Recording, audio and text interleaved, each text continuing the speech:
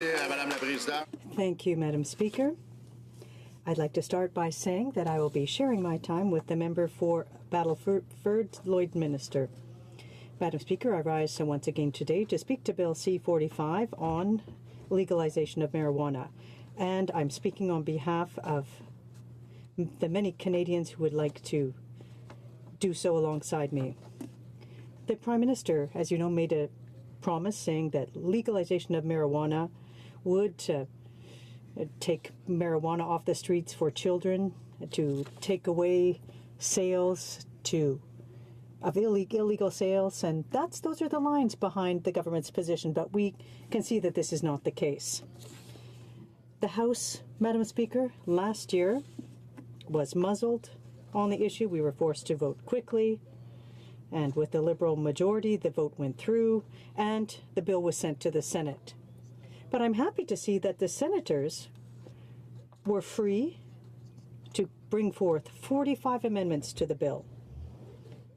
And 29 of them come from the government itself. So, Madam Speaker, when C-45 was introduced, we said it was botched, that it wouldn't work, that we couldn't support it in its current form. Well, we have proof that that was the case today, because the government has put forth 29 amendments to the legislation it tried to ram down our throats. And the Senate is made up of independent Liberals appointed by the government. They agree with us, with the opposition, and have put forth a total of 45 amendments. So we can see that from the outset, C-45 was botched. And, Madam Speaker, the Prime Minister appears to live in an imaginary world where he talks about unicorns and Care Bears. Because when we look at what's happening, when we look at the way that he does things, it's like a Care Bear world. Nothing makes sense. C-45, at the end of the day, well, the government's line on it is that it was going to be resolving the involvement of organized crime in marijuana and to keep this drug out of the hands of children, but it will not. It won't reduce access, and no, organized crime will not lack any organization to sidestep these rules. And the government doesn't have access to the magical forces of the Care Bears to deal with this. And why is that? Well, because the Prime Minister decided to make this an issue, an electoral promise, that it was urgent, that for his reasons, for the reasons he's given, that it had to go quickly, without taking into account concerns expressed by scientists, doctors, and law enforcement agencies. In addition, Madam Speaker, the Prime Minister, who is always turns with open arms to the First Nations, didn't take into account their concerns, nor the concerns of employers in Canada who will have to manage the issue. Employers who hire people in factories where they operate dangerous material. How will that be monitored or controlled? There's no answer from the government. The government just said, we're in a hurry, it has to go quickly. So these questions remain unanswered. Children. Basically,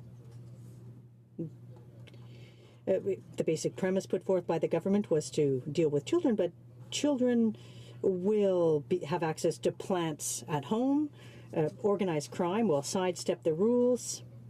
Possession by children will be authorized even though they can't purchase it. So that makes no sense whatsoever. And I'd like to give you an example, Madam Speaker, of the issue when it comes to police officers. On the weekend, a police officer gave me an example. Now, they proceed with an arrest. They stop a car, and they smell marijuana. At present, by smelling the marijuana, they're authorized to search the vehicle. Most of the time, police officers, when they do a search, discover other drugs. Amphetamines, cocaine, other drugs are often hidden in the vehicle. So being able to take action because they smelt marijuana leads to the discovery of other drugs. In the Quebec City region 3 years ago, there was a van A police officer stopped the driver, smelt drugs, and searched the trailer, and there was $1 million of drugs that was in there headed to organized crime, to be sold by organized crime. So with that possibility no longer an option, police officers may smell marijuana, may want to test it. We don't know how that will work to determine whether they're under the influence, but they will not be authorized to conduct a search. So these are priorities in real life that are ones that need to be dealt with. Instead of helping the police officers, we're causing problems. C-45 is simply not logical. Then there's the issue of the market. Now, organized crime always finds ways. Senator Joyal explained in the Senate how organized crime has infiltrated medical marijuana in Canada, and that some 35 backers of marijuana are running their operations through tax havens to hide their involvement, and this funding is coming through the Cayman Islands.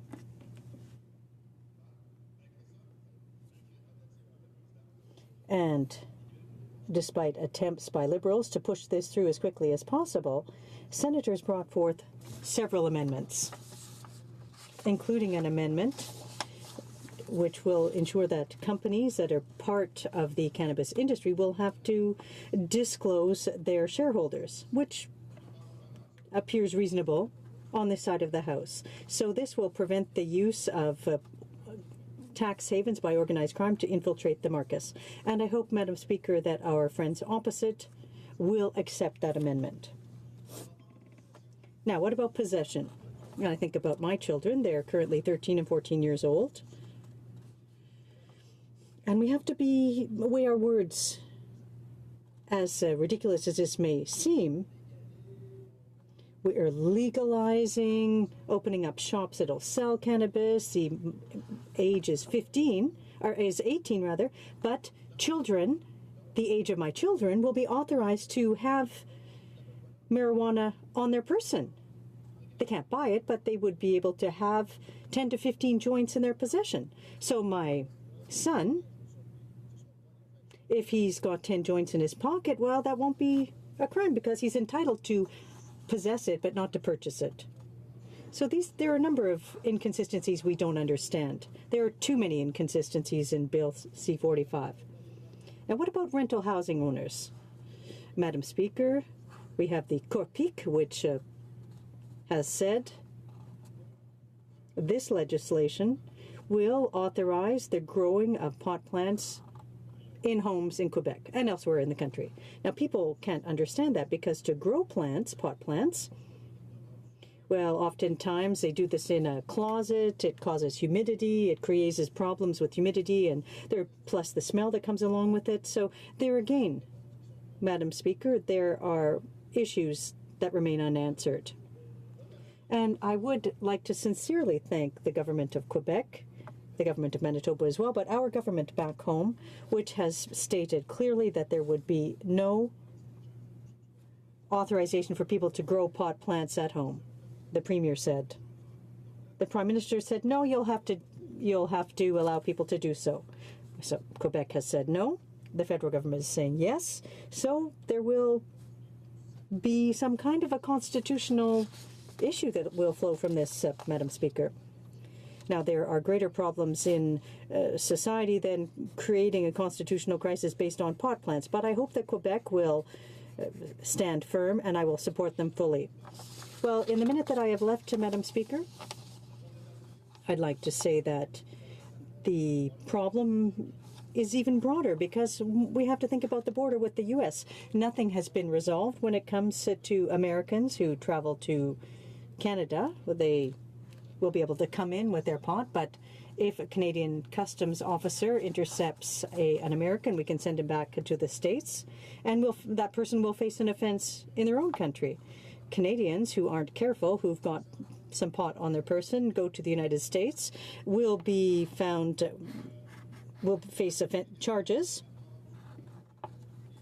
And then there's the issue of Homeland Security, which is concerned about drug trafficking between Canada and the U.S., including cannabis. So I need to wrap up my speech. I would have appreciated having more time, but what I can say, Madam Speaker, is that I'm very happy with the work done by the Senate, and I hope that the government will listen to reason on these important issues. Thank you. The Honourable Parliamentary Secretary to the Minister of Justice and Attorney General. Thank you very much, Madam Speaker, and I thank the member opposite for his questions. I wanted to clarify something for him. In the province of Quebec, he mentioned his concern that under our legislation, a young person under the age of majority, under the age of 18, would be able to legally possess cannabis. And I just wanted to inform him that the province of Quebec recently enacted legislation which makes it an offence under provincial regulation to purchase, possess, or consume cannabis for any person under the age of 18. It's legislation that is enforceable. It's an absolute prohibition that the police will be able to enforce, but it does not result in a criminal record for the child. And so it is exactly what the police have asked for. It's a ticketing regime that results in real consequences. The police can seize the drug, they can issue a ticket, there's a fine, there are other restorative measures that can be instituted, but it's a complete prohibition. And by the way, Madam Speaker, I would also advise that virtually every province and territory has introduced legislation that it has made it a provincial offence to purchase, possess, or consume cannabis for all young people under the age of majority. And I wonder, with that information, if the member might be reassured about his concern. The Honourable Member for Charlebourg, Haute-Saint-Charles. Madam Speaker, I appreciate the comment made by my comment, but why in the basic legislation, C-45, we would have authorized possession by minors? The purchasing, no, that's banned, but why would we need to have work with the provinces? Why did the federal government authorize that and rely on the provinces to ban it and to have different systems everywhere? Quebec may have a different system from New Brunswick, for example. So at the end of the day, when we're responsible, when federally, we need to ensure that regulations govern the provinces, not to simply complicate things for the provinces. Questions and comments? L'honorable député de Louis-Saint. The Honourable Member for Louis-Saint-Laurent. Thank you, Madam Speaker, and I'd like to thank my colleague for the quality of his comments. It is quite curious to hear the member opposite congratulating the action on the provincial level. Last week, the Liberal government defied the will of the provincial government in Quebec to prevent the production or growing of cannabis at home by Quebec residents. There are millions of Canadians will be able to grow 4 plants each under the Liberal system, under the system put in place by this government. So my question is, with a system that will allow for pot to be grown in the home, will this encourage children to stay away from marijuana or not? And how will the quality of homegrown product be assessed? The government says, thanks to legislation, we'll have good quality pot, but how will that be assessed? The Honourable Member for Charlebourg, Haute-Saint-Charles. An excellent question from the Honourable Member for Louis-Saint-Laurent. This is at the basis of the issue. That is reality. There are legal industries producing a product in greenhouses with money coming from tax havens while people are earning money, making money hand over fist. But when we look at homes, there are many, many possibilities where people can grow pot plants. There's even a mafia in the Montreal region that I won't name that is using apartments and is setting up a network, controlling people, growing plants in apartments, and then subsequently selling it. So once it becomes legal to grow pot at home, then organized crime, as I said, they'll get organized even more. They'll say, okay, it's legal, so they can control some 40, 50 homes or apartments, require people to produce it, grow it, and then they'll collect it up. So if we allow people to grow pot at home, well, then this is different. This will be helping organized crime with their clandestine networks. And what about children who will simply take the product and try and sell it on the street? There are a lot of people who don't understand the logic behind this by the Liberal government. The Honourable Member for Battleford's Lloydminster. Thank you, Madam Speaker. So I rise today to speak to Bill C-45, the Cannabis Act, a bill that will have a profound impact on our Canadian society. This Liberal government's plan to legalize recreational marijuana has created a lot of uncertainty and unanswered questions. They are pushing this legislation forward without giving it due diligence it requires. That is why it comes as no surprise that this legislation has been sent back to us with so many amendments. The priority of the government should be the health and safety of Canadians. But through legislative process, it's been clear that the Liberals are rushing to fulfill a political promise. At the outset, the Liberals set an arbitrary deadline to legalize the recreational use of marijuana, and the rush to legalize this harmful drug continues. This is despite concerns that have been raised from scientists, doctors, and law enforcement officials. In this legislation, the Liberals have included a section outlining its purpose. The stated purpose of the Cannabis Act is to protect public health and safety, particularly that of young people. That its purpose is to restrict access to cannabis for young people and to discourage its use. It also states that it sets out to reduce illicit activities and reduce the burden on the criminal justice system. It states the goal of providing access to a quality-controlled supply of cannabis. And lastly, it wants to enhance public awareness of the health risks associated with cannabis. Unfortunately, the legislation before us does not and will not achieve these goals. It is important to consider why this legislation does not achieve its stated purpose. We often hear from those in favor of legalizing the recreational use of marijuana that it is just a harmless drug. Well, Madam Speaker, that is a myth. There's scientific evidence that marijuana is not a harmless drug, especially for young people.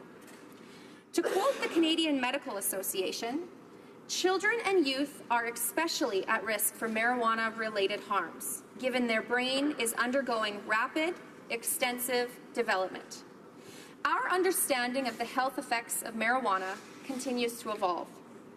Marijuana use is linked to several adverse health outcomes, including addiction, cardiovascular and pulmonary effects, mental illness, and other problems, including cognitive impairment and reduced educational attainment. There seems to be an increased risk of chronic psychosis disorders, including schizophrenia, in persons with a predisposition to such disorders. The use of high-potency products, higher frequency of use, and early initiation are predictors of worse health outcomes. The health effects I just described are very serious. This comes at a high cost to Canadian taxpayers and an even higher individual cost to the person experiencing any of these health problems. Knowing this, the recreational use of marijuana should never be encouraged. This is particularly critical when it comes to young Canadians. A young person's brain continues to develop until the age of 25. Although provinces are able to set a higher age, the Cannabis Act recommends the age of 18 as a federal minimum. That means the Liberals are recommending legalizing marijuana for individuals 7 years before their brain finishes developing. Medical professionals have testified that increased use before the age of 25 increases the risk of developing mental disorders by up to 30%, compared to those who have not used marijuana before the age of 25. Madam Speaker, I would argue that what you permit, you promote, and knowing what you allow, you encourage. Knowing the medical facts that we know, it is irresponsible to allow an 18-year-old to legally smoke recreational marijuana. The Liberals are normalizing drug use and knowingly putting Canada's young people at a disadvantage. A concern that was raised during the study of this bill at the House's Health Committee that by setting the age at 18 for legal recreational use, there was a greater chance that it would land in the hands of even younger children. The point was raised that children of 16 or 17 years old are more likely to be around other 18-year-olds than, say, a 21-year-old. This means that the legislation, as it is, could increase the likelihood of a minor using marijuana. And let's not forget that this legislation actually allows children aged 12 to 17 to possess up to 5 grams of marijuana. That is the equivalent to 10 to 15 joints. If the message the Liberals are trying to send to the youth is that they should not use marijuana, they have missed the mark. The legal quantity of marijuana possession for children aged 12 to 17 should be 0. 0 sends the right message. A public education and awareness campaign would also help send the right message. A campaign of this regard should be implemented before the legalization of marijuana and not after. While Health Canada is putting together a program, there has been no indication that it will be rolled out before the legalization of marijuana, and there is no requirement of sort. There are no provisions in the Cannabis Act for public education.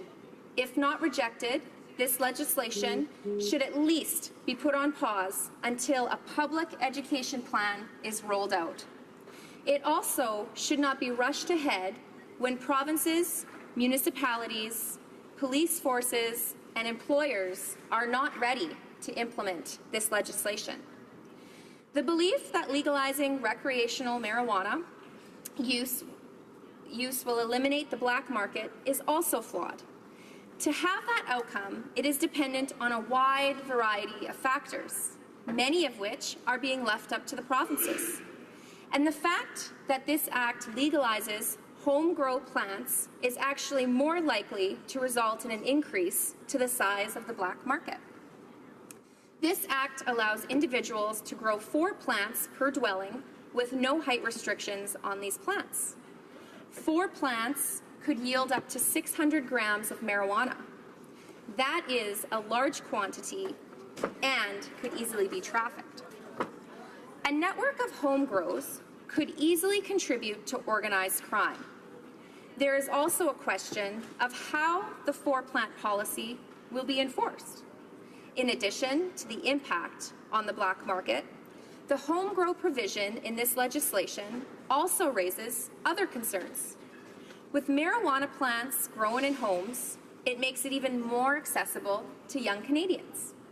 There is also no ability to control the quality of the marijuana that's grown in one's home. This directly counteracts the stated purpose of this legislation, and the impact of marijuana plants on a home could be very significant.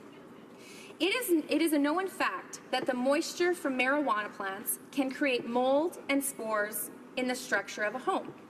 This can impact the structural security of a home. It can result in air quality that is harmful to a person's health.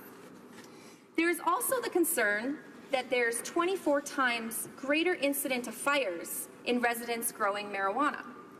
This creates even more danger for individuals living in apartments and multi-unit dwellings. This legislation also creates a unique concern for landlords. I have raised many concerns with the legislation before us. I did not even get into the very valid concerns of many Canadians who are concerned with the odor of recreational marijuana use, the issue of secondhand smoke, or drug-impaired driving, or the employees who are concerned with marijuana use in the workplace and its impact on workplace safety.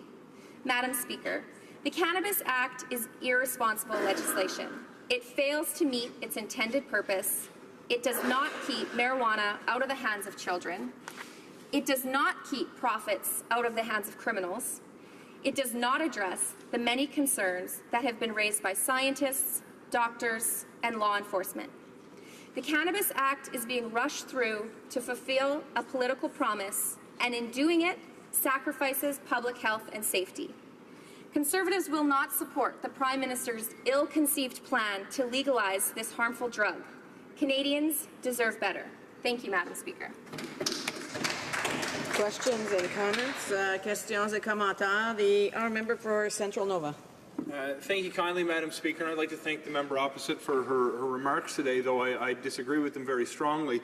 She spent a lot of time canvassing many of the negative health impacts of cannabis, which I fully accept. In fact, she suggested that some advocates for the legalization of cannabis suggest that marijuana is some sort of a harmless drug. I have not heard that from any member in any party in this House, and I resent the fact that such a straw man argument is presented during the course of her remarks. What we have is a system today that is criminally prohibiting the possession and use and has proven to be incredibly ineffective. Canada is amongst the very worst of any country in the world when it comes to the consequences impacting our youth today from overconsumption of cannabis. Why is the honourable member committing to a system that has been proven to be ineffective rather than trying something new, something that's based on the advice of experts and something that will reduce consumption by young people and divert profits away from organised crime?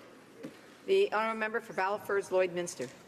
Thank you, Madam Speaker. I'd like to thank the colleague for his question. It's interesting, in my previous line of work, I worked a lot with children and youth, and I've actually worked in situations where psychiatrists can't differentiate what is the marijuana consumption side effects and what is the psychosis, whether it's from depression, anxiety, whatever it is, what the difference is. It makes it actually difficult in treating patients. So I think what's most alarming about all this is we haven't even seen public health campaign about this and how we're going to teach children or make children aware that this is unsafe for them. The fear that I have is that we're going to normalize this and actually hurt our children, our young Canadian children, who are going to be our leaders for tomorrow. Thank you, Madam Speaker. Questions and comments? Questions et commentaires? The honourable Parliamentary Secretary to the Minister of Families, Children and Social Development. The argument that's being presented by the other side seems to be this drug is so dangerous, has such extraordinarily harmful effects, is so volatile, and in particular has such a drastic impact on young children that we need to leave it in the hands of criminals. If this drug is as dangerous as they say it is, it needs to be made illegal in terms of the current system. But the current system hasn't prevented it getting into the hands of the youth. In fact, the member opposite just said the people she sees are getting access to the drugs, which means the former government's approach to this placed it in the hands of kids. And if it's that dangerous, that system is unacceptable. So clearly, a regulated system that restricts and focuses on keeping it away from young people is a better way to go than simply the status quo, which she has already said is so dangerous and so ill thought out that the people that she treated as a youth worker, they couldn't tell the difference between the psychotic episodes and consumption. Regulating it, keeping it out of the hands of young people is a responsible, smart thing to do. But if it's this dangerous, why would the party opposite want to leave it in the hands of criminals to finance criminal behavior in their communities? The honourable member for Battleford Lloydminster. Speaker, I'm not sure if the member opposite had listened to what I had to say. What we see is children, the way this legislation is written, aged 12 to 17, can be in possession of this. This is alarming. We don't have a public health campaign that is out there right now teaching children or talking about it with children that this is potentially harmful and dangerous for them. So I don't see how this government is protecting children when the legislation is written as it is and they've refused amendments that address this from the other House. Thank you. We have time for a brief question. The honourable Parliamentary Secretary to the Minister of Justice. Yes, Madam Speaker. I just wanted to advise the member opposite that one of the harms we were trying to protect children from is getting criminal records. And so we worked with all the provinces and territories. And the province of Saskatchewan has actually enacted legislation that creates an offence for the purchase, possession and consumption of cannabis for everyone under the age of majority. And so her concern that young people will have legal access to this is simply not correct, but it will be dealt with in provincial legislation, which is the proportional and appropriate legislative regulatory response. Answer from the member for Battleford Lloydminster. I find that statement, Madam Speaker, to be a little rich. I feel that we have a government right now that decides when it wants to respect provincial jurisdiction and when it doesn't. Thank you. Resuming debate, the reprise de débat, the honourable Parliamentary Secretary to the Minister of Justice. Very much, Madam Speaker, and I'm very pleased today to rise in the House to speak on Bill C-45, the Cannabis Act. I'd like to begin my remarks, Madam Speaker, by acknowledging the very comprehensive, important work of the Senate. The depth and breadth of their review was unprecedented for any proposed federal legislation that has come before it. It included extensive studies by 5 committees, which together conducted 47 meetings over 195 hours, and they heard testimony from over 200 experts and witnesses. Madam Speaker, we have followed this process very closely. We have listened very carefully to the thoughtful questions and observations put forth by the members of the other place. The country has been well served by their careful attention to this important issue, and we are deeply and sincerely appreciative of their hard work and wise counsel. Madam Speaker, I'd like to also particularly acknowledge the work of the Aboriginal Peoples Committee. The government response benefited tremendously and was made better by their advice and advocacy, and I am sincerely grateful for their advice and counsel, which I believe has significantly improved the government's response to Indigenous community concerns. The Senate's comprehensive study has also provided parliamentarians and Canadians alike with an opportunity to learn more about the government's policy to legalize and strictly regulate cannabis, including understanding the main objectives and features of the proposed framework. One of the things that I have been struck by throughout this process is the overwhelming consensus among nearly all parties that the government must do more to protect the most vulnerable of our citizens, our kids, from the health and social harms that currently the failing system of cannabis prohibition has led to. Prohibition has not stopped our young people from accessing and using this drug. And in fact, Canada's record of youth consumption of cannabis is among the worst in the world. Prohibition has enriched organized crime in the billions of dollars each year, while exposing Canadians to an unregulated, untested, and unsafe drug. And finally, the failed system of criminal prohibition has resulted in the criminalization of hundreds of thousands of Canadians and contributed to an unjust disparity and impact on vulnerable communities. Madam Speaker, prohibition has failed. You cannot regulate and control prohibited substances. It is only by ending the prohibition, which is what legalization is, that we are able to implement a comprehensive and far more effective system of strict regulatory control. It means replacing a dangerous system of illicit production and grow-ops with a strictly regulated, licensed regime that provides for adherence to rigorous health and security standards, oversight, testing, and accountability. And for the provinces and territories, it means displacing drug dealers and illicit dispensaries with a strictly regulated distribution system which will do an infinitely better job of keeping cannabis out of the hands of kids and redirect revenues from criminal enterprise to the public good. Bill C-45 acknowledges and respects the jurisdictions of the provinces and territories to strictly regulate all aspects of distribution and consumption to reduce the social and health harms related to the current failed system of cannabis control. And Madam Speaker, I'd like to take the opportunity to acknowledge and thank each of the provinces and territories for their excellent collaborative work in bringing forward their respective legislative frameworks, and in particular for providing a proportionate and enforceable prohibition for the possession, purchase, and consumption of cannabis for young people under the age of majority that will allow law enforcement to do their job of protecting youth, but which will not expose our kids to the harm of a criminal record. And Speaker, although the government commends the valuable work done in the other place in conducting a thorough study of Bill C-45, it is our government's view that some of the amendments adopted would not fully support the bill's policy objectives and could have unintended consequences. The other place adopted an amendment, for example, that would prohibit prosecution by indictment where an 18 or 19-year-old distributes 5 grams or less of dried cannabis to a youth that is less than 2 years younger. The amendment would also allow for tickets to be issued in such circumstance. Finally, this amendment would also allow for a parent or guardian to share cannabis with their 16 or 17-year-old children at home. Our government has consistently indicated that the proposed Cannabis Act would not provide a mechanism whereby young persons could legally access cannabis. And in fact, we strengthen penalties for adults who provide cannabis to minors or to use them to commit cannabis-related offenses. The parental exception created by this amendment would, however, essentially serve to create a legal supply channel in the Cannabis Act for 16 and 17-year-olds to access cannabis, and would allow a parent or guardian to distribute up to 30 grams of dried cannabis to their 16 or 17-year-old children or wards at home. A youth could, in turn, distribute up to 5 grams of dried cannabis received from their parent or guardian in the home with other youth outside the home. Both the parental exception and the elimination of the ability to prosecute by indictment for close age sharing of small amounts would serve to encourage and normalize cannabis use by our youth and is therefore not accepted by our government. Ultimately, the Crown should retain discretion on how to proceed based on the circumstances before them. And by not accepting this amendment, such discretion would be preserved, and where appropriate, the Crown can elect to proceed summarily.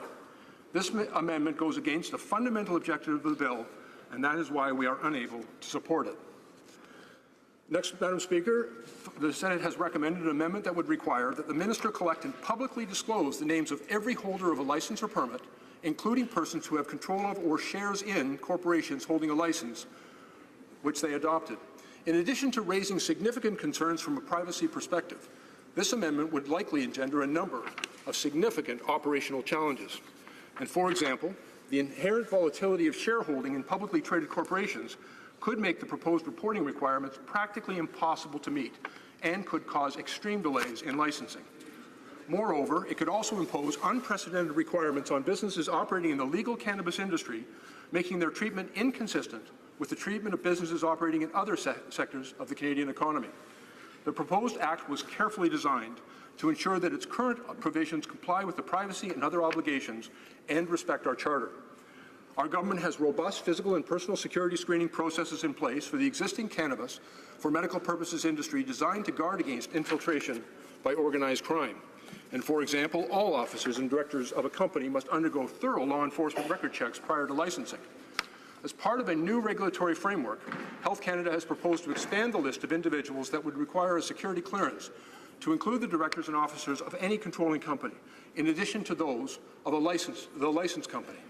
An amendment to Bill C-45, adopted by the Standing Senate Committee on Social Affairs, Science and Technology, would also give the minister expanded powers in this regard.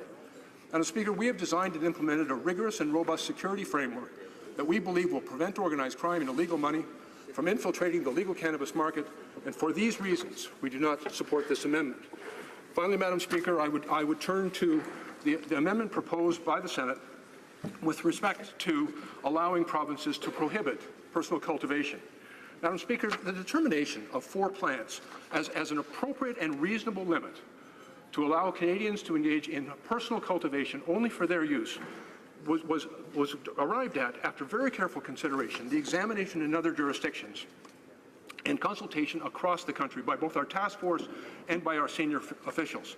It was intended to allow those who may not otherwise have access to this drug as a result of being from remote communities or perhaps being underprivileged to have reasonable access. The limitation of 4 plants was also determined to be a safe limit, whereby the commercialization of that would be highly unlikely and prevented by other sections in the Act, that any effort to sell that would be criminalized. At the same time, Madam Speaker, our government has created an offence for producing more than 4 plants, but we also have been very clear that we have acknowledged the provincial jurisdiction to impose strict regulation in relation to personal cultivation. And for example, we've acknowledged that any province can place limits on the number of plants up to 4. They can place restrictions and regulations determining limits on location, safety, security, health concerns, the size of fences. They can impose a requirement for permits, for example, and fees to be paid. But, Madam Speaker, what we have also recognized is that prohibition does not work. And the effort to continue to enforce a prohibition takes away a province and a municipality's opportunity to regulate this behavior. We have seen the failure of prohibition. We have seen what it has resulted in, an unsafe situation in all of our communities, and it has put our kids at risk and enriched organized crime. We believe, Madam Speaker, by imposing a strict regulatory framework, both federally, provincially, and municipally, that we are able to do a much better job of controlling this behavior to make sure that we reduce the social and health harms to our kids, protect our communities, and protect the health of our citizens. Madam Speaker, despite the disagreements that we may have on specific amendments, I want to reiterate that based on our extensive study over the last 2 years, the government is confident that Bill C-45 represents a balanced approach that will help meet our objectives. And that is why we believe that the amendments proposed in the other place need to be carefully considered with a view to maintain that balance and avoid unintended consequences through the implementation of a new regime. And Madam Speaker, where a disagreement exists on a provincial authority, our government is not telling the provinces and territories that they cannot strictly regulate. But we have also acknowledge that there may be limits to their ability to do that. The government is not saying the province of Quebec cannot prohibit personal cultivation, but neither are we in our legislation prepared to authorize that, because we recognize the failure of prohibition should not be perpetuated and continued in this country when we have an opportunity to regulate this substance properly. Thank you, Madam Speaker. Questions and comments? Questions et commentaires? The honourable member for Edmonton West. My colleague for his talk, and I appreciate his background as a police officer, and he is right. No one in this House wants to see children or Canadians affected by this. He talks a lot about prohibition, and yes, we know prohibition hasn't worked, but there's a big difference between prohibition and normalization. In Colorado, there's a report that's the Colorado legalization of marijuana and the impact of public safety. Shows that in Colorado, before legalization, they were at number 14 in the states for use. Upon legalization and normalization, they shot up to number 1. In Washington, according to the Washington State Marijuana Impact, Northwest Intensity, shows use among youth grew 43% under normalization and legalization. So I'd like to ask the colleague, why the rush toward the normalization of marijuana? We recognize prohibition doesn't work. However, normalizing it and legalizing it, statistics in the states where they have done this have shown it's catastrophic for youth. In Spokane, DWI for pot grew 1,700% after legalization. So we asked the member, why the rush when the police have stated they're not ready for it? We haven't seen education across the country about the effects of marijuana for students. So again, why the rush to legalization? The Honourable Minister, Parliamentary Secretary to the Minister of Justice and Attorney General. Thank you very much, Madam Speaker. I'm unfortunately not familiar with some of the statistics that and I've actually conducted a very thorough review of the data that comes from those jurisdictions, and I'm not familiar with the data that he quotes. However, let me be very clear on something, Madam Speaker. It is not the government's intention to normalize the use of this drug, and in fact, we are taking a prohibited substance and lifting that prohibition so that we can implement a strict system of regulatory control. We're also making significant investments in public education, $108.5 million public education campaign to inform Canadian youth, but also their parents, their teachers, their healthcare providers, in the real risks, social and health harms that can be visited upon children the earlier their onset of use, the higher frequency of use, and the higher potency of use. We also believe, in our experience with tobacco, and I think it might be illustrated for the member opposite, tobacco rates of use among Canadians used to be quite high in this country, and approximately 22% of Canadian adults, for example, were using tobacco, and similar numbers for our kids. But through the imposition of strict regulations which control packaging and advertising, the access that children had to it, and a public education campaign about the risks of this drug, we've seen very, very significant reductions in denormalization in the use of tobacco, and we believe that experience can be replicated with cannabis if we make the appropriate investments, and we've already made those investments. Questions and comments? Questions et commentaires? The honourable member for Provencher. Thank you, Madam Speaker, and thank you to my colleague across the way there for his speech, and I was listening to it, and one of the comments he made is that the Senate had an opportunity to move it to 5 different committees for study, and that they had a very robust study. Unfortunately, they didn't listen to all the advice that came out of the Senate, but I'm wondering if the Parliamentary Secretary could tell the House why he and his government did not allow this House to have the same kind of robust study. Parliamentary Secretary to the Minister of Justice. Yeah, thank you very much, Madam Speaker. I'm rather perplexed, quite frankly, by the member's comments. And the member may recall that Bill C-45 passed second reading and went to committee, and that committee heard from over 100 witnesses over the course of a very long and concentrated session of testimony before reporting back to this House, and made a number of amendments and recommendations to this House, which were adopted and we moved forward with through third reading, and now it's gone to the Senate. I think we've on this case, this is an issue that's been examined extensively for over 50 years. When we became the government, we formed a task force with expertise from the areas of justice, public safety, public health, and problematic substance use. We sent them across the country. They received over 30,000 submissions from Canadians on this issue, over 700 written submissions, and conducted dozens of roundtables and town halls across the country, gathering information before they made recommendations to the government And so this has been one of the perhaps most consultative and collaborative processes ever undertaken by a government. We are very grateful for the important work of the Senate. They've contributed enormously to this discussion, but we believe that we have a well-informed, evidence-based policy framework for the strict regulation of cannabis, and we're prepared to move forward on it. Comments? The honourable member for St.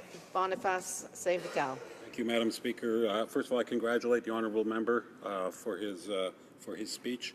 The city I represent has had in the past problems with gangs, whether it's street gangs or motorcycle gangs, and a lot of that around the control of drugs generally and cannabis specifically. And that's been an issue in the community I represent, the city I represent. I'm wondering if he could speak from his experience as police chief of Toronto about similar situations in the city where he was chief of police.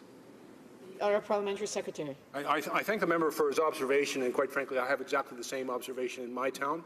You know, we saw very many instances. Cannabis, actually, the drug itself has never killed anybody, but I have been to far too many crime scenes where people have been shot to death, usually young men, shot to death in the dispute over the territory in which this drug is being sold. And so cannabis trafficking, particularly among street gangs, it's a trap for those kids. And it's a dangerous trap. And we have seen far too much violence in our communities directly related to this illicit activity. And quite frankly, displacing that from our communities to give Canadian consumers a legitimate choice instead of going into those underprivileged areas. You know, and it can have the effect of reducing the violence in those communities, and also, just as importantly, because we're not going to have enforcement in those communities on simple possession of cannabis, because we're changing that system, the very first criminal charge that most of those young kids get is for possession of cannabis. It starts them on a path, a lifelong path, where they are labeled as criminal. And it limits their opportunities, and it really restricts their futures. And so there's an opportunity to do it better on behalf of those kids, to make it safer for them, but also to create better futures. Thank you. Questions and comments? Questions et commentaires? The honourable member for Edmonton West. Thank you, Madam Speaker. I'd like to thank my colleague again for some of his comments. The Canadian Associations of the Chiefs of Police, the Chief Police of Edmonton, have stated very recently we don't have a reliable way to measure pot impairment for driving. I'm wondering again why we're rushing ahead with this when the Chiefs of Police Association, various other Chiefs of Police, say there's no reliable way to measure pot impairment for drivers. Mr. Secretary. To advise the member that the President of the Canadian Association of Chiefs of Police, as well as the Chair of the Law Amendments Committee and Traffic Safety Committee, appeared before the Justice Committee on Bill C-46, which is the impaired driving bill. They commended the government for the comprehensive legislation that was brought forward. It responded to their concerns. In 2008, they asked for money to train drug addiction experts. They were ignored. In 2009, they asked for mandatory breast screening. They were ignored. In 2013, they asked for access to oral fluid test kits. They were ignored. And so we said that we would provide them with access to those resources and those trainings and give them the legislative authority to use them. And their very last comment from the President of the CACP, this government is listening. Questions and comments? Questions et commentaires? The honourable member for Bow River. My honourable colleague for his presentation. One of the things that we're hearing from out of Colorado, you know, and I read the news media and we can take it for what it is, but they're talking about 50% of production and marketing and selling is still done by the criminal side. Pricing in the sense like in contraband cigarettes. In Canada, we have a huge share of the market in contraband cigarettes. They're finding the same thing in Colorado. So when we're saying taking it out of the hands of crime, so when I read that Colorado, they're saying that 50% is still handled by the criminal element on the market, and they can cut prices, sell it as they choose, outside of government control. So taking it out of the hands of the criminal element doesn't seem to be working in Colorado. How is it going to be different here? The honourable Parliamentary Secretary. I thank the member for his excellent question. And quite frankly, if organized crime in this country is making $8 billion a year, and if in the first year we are successful in taking 50% away from them, that's $4 billion out of the hands of organized crime. A darn good start, in my opinion. And once we give Canadian adult consumers a legitimate choice, a safer and healthier choice, coupled with the fact that we're keeping all of the criminal authorities and penalties and offences in place so that the police can deal effectively with organized crime. We're going to put pressure on them in the enforcement, but we're outflanking them with a new competition in the marketplace. And ultimately, our goal is to completely displace them, but if we can only take out half of them, I will tell you, I fought organized crime most of my life, and if I had the opportunity to take $4 billion out of their pockets in a single year, I'd take it.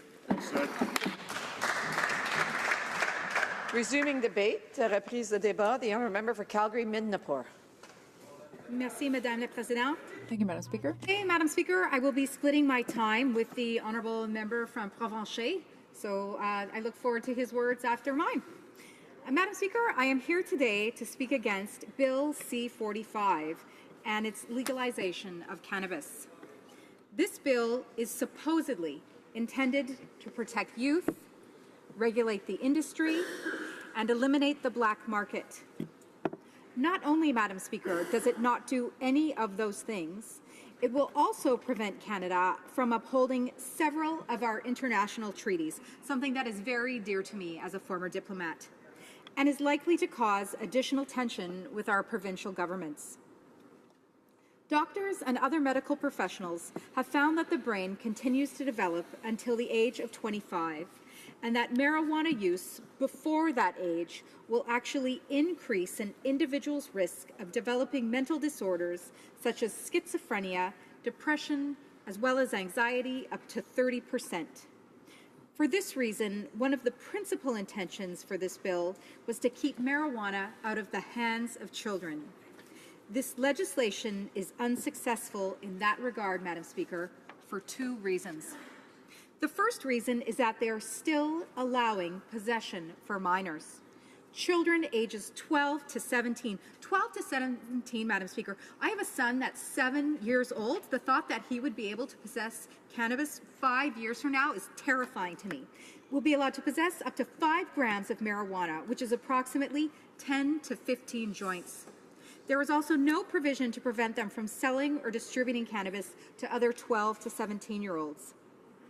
The amount minors are allowed to possess should be 0, so we can send the right message on the dangers for youth. Youth should not be using it, and therefore they should not be allowed to carry it. Again, the thought, Madam Speaker, of this being anywhere near my young son frightens me. Second reason is that this bill is also set the age of 18 as the federal minimum. The Canadian Medical Association and the other medical professionals recommend increasing the age at which a person can legally consume marijuana to at least 21. Although under the age of 21, there is potential for mental disorders, as previously mentioned, they also recognize that if the age is set too high, people will continue illegal consumption. Madam Speaker, if you want to keep marijuana out of the hands of children, 18 is too young an age. Typically, 16 and 17-year-olds hang out with 18-year-olds. The majority of us, Madam Speaker, have certainly been to secondary school in this House. Another goal of this legislation, Madam Speaker, was to help eliminate the black market for marijuana. Again, having worked in Central America and Latin America, the black market for narcotics is something that is very well known to me and concerns me very much. This is extremely unlikely to happen because it is dependent on many factors. Many of these factors, such as pricing, distribution, production, and packaging, are not included in this bill and rather left to the provinces to legislate. Additionally, allowing people to grow marijuana at home will only increase the size of the black market, as Canadians will be permitted to grow yields of up to 600 grams in their homes, Madam Speaker.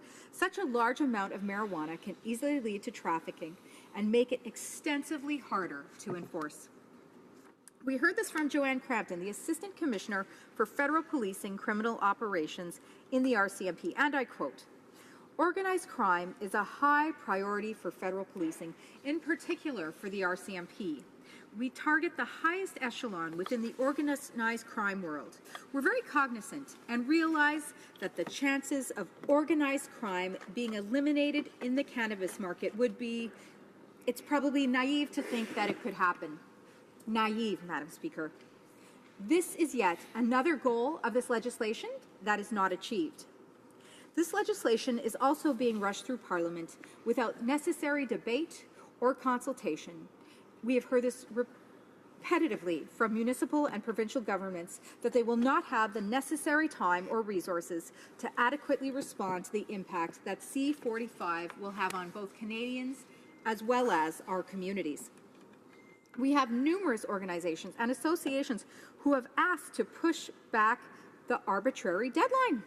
For example, the Canadian Association of Chiefs of Police came forward asking the government to extend the deadline. I think asking is a subtle word here, Madam Speaker. I would say begging would almost be more appropriate. Over 68,000 police officers in Canada will need specific training in the wake of this monumental legislative change, and a few months, Madam Speaker, is not a realistic time frame within which we can do this.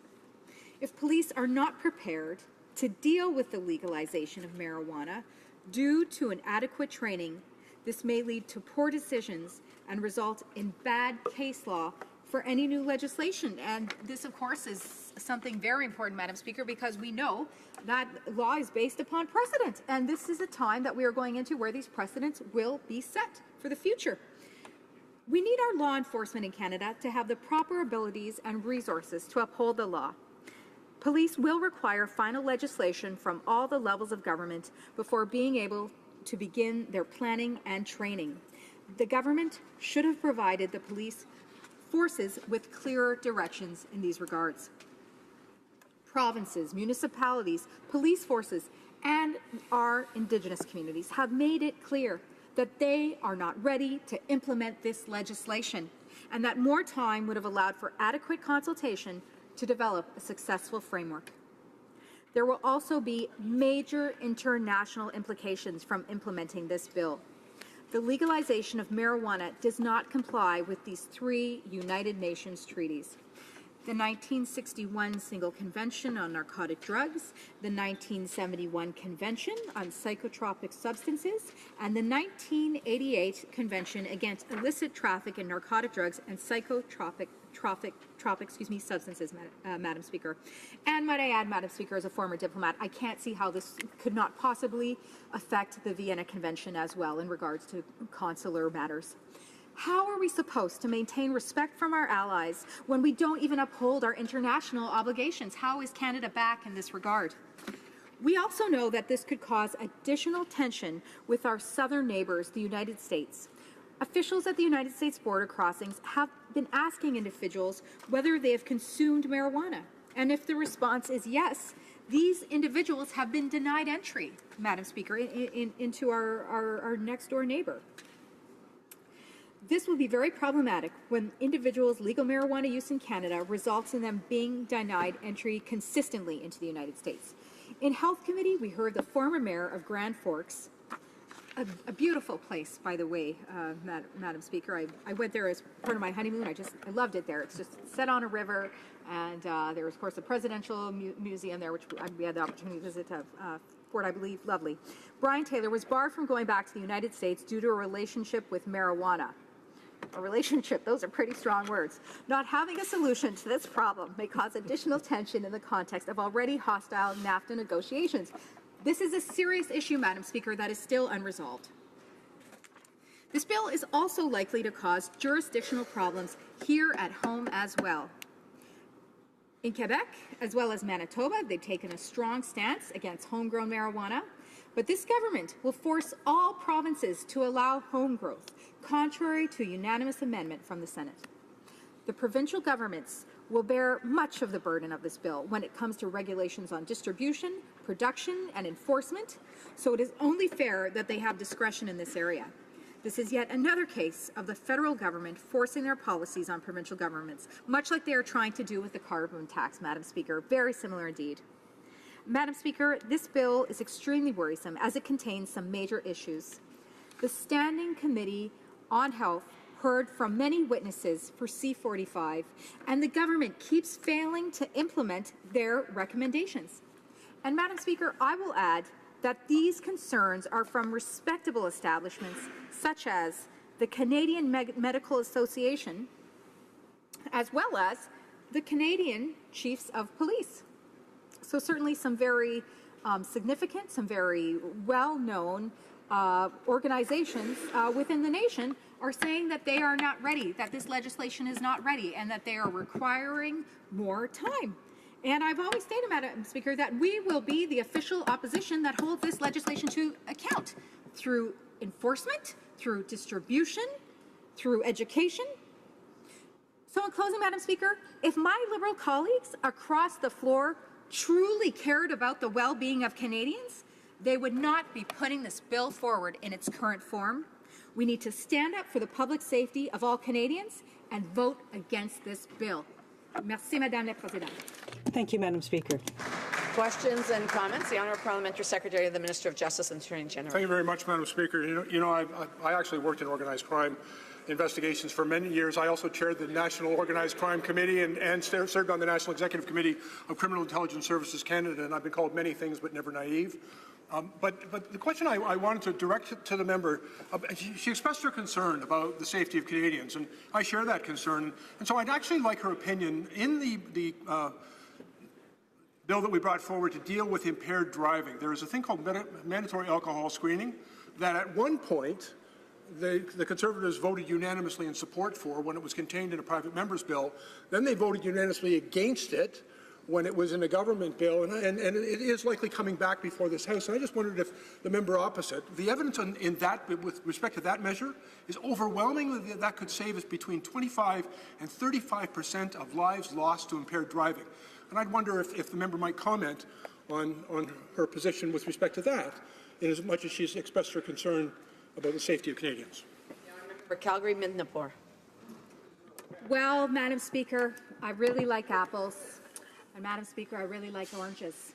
But you know what, Madam Speaker, I don't think that you can compare apples to oranges. And I think that this is what my colleague across the lane is trying to do, comparing apples to oranges. The reality is that there is no mechanism right now by which enforcement can effectively determine impairment. This is determined. And we want to ensure that all organizations, all aspects of society are prepared for this. And right now, that this is simply not the case.